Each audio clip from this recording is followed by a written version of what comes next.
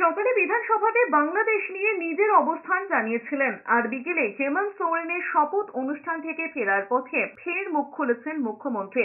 জানিয়েছেন বাংলাদেশের সংখ্যালঘুদের সঙ্গে যা ঘটছে তা নিন্দনীয়। এ ব্যাপারে কেন্দ্র যা সিদ্ধান্ত নেবে তাতে তার দল তৃণমূলের সমর্থন থাকবে। ধর্মে ধর্মে বিভেদ যে কাম্য নয় তা ফের একবার স্পষ্ট করেছেন মুখ্যমন্ত্রী মমতা বন্দ্যোপাধ্যায়। এর আগে বাংলাদেশের পরিস্থিতি নিয়ে এবার মুখ খুলেছেন মুখ্যমন্ত্রী মমতা বন্দ্যোপাধ্যায়। অন্য দেশের ব্যাপারে কথা বলার এখতিয়ার নেই বলেও মুখ্যমন্ত্রী বলেছেন, যে ধর্মেরই ওপরে অত্যাচার হোক না কেন তা মেনে নেওয়া যায় না। মুখ্যমন্ত্রী বলেছেন বিষয়টি দিল্লির, তাই এ ব্যাপারে রাজ্য কোনো মন্তব্য করবে না। মমতা বন্দ্যোপাধ্যায় এটাও বলেছেন, তার সরকারের পলিসি হলো অন্য দেশের ব্যাপার হলে সবসময় কেন্দ্র সরকারের সঙ্গে একসঙ্গে থাকবে। একদিন আগেই বাংলাদেশের পরিস্থিতি নিয়ে মুখ খুলেছিলেন তৃণমূলের সাধারণ সম্পাদক অভিষেক বন্দ্যোপাধ্যায়। তিনি বলেছেন, যা ঘটেছে তা অত্যন্ত নিন্দনীয় এবং দুর্ভাগ্যজনক। বাংলাদেশের পরিস্থিতি নিয়ে কেন্দ্র যে অবস্থান নেবে তৃণমূল সমর্থন করবে। আমরা তো কেউ ঘটনাটাকে সমর্থন করছি না, যে কোনো ঘটনায় যে কোনো ধর্মের ওপরেই হোক না কেন আমরা সেটাকে সমর্থন করি না।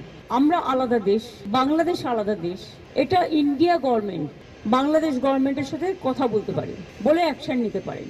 আমরা এটুকু বলতে পারি যে আমরা এক্সটার্নাল অ্যাফেয়ার্স পলিসির ব্যাপারে তৃণমূল কংগ্রেসের স্ট্যান্ড হচ্ছে যে যখনই গভর্নমেন্টে থাকুক না কেন আমরা গভর্নমেন্টের স্ট্যান্ডটাকে সাপোর্ট করি।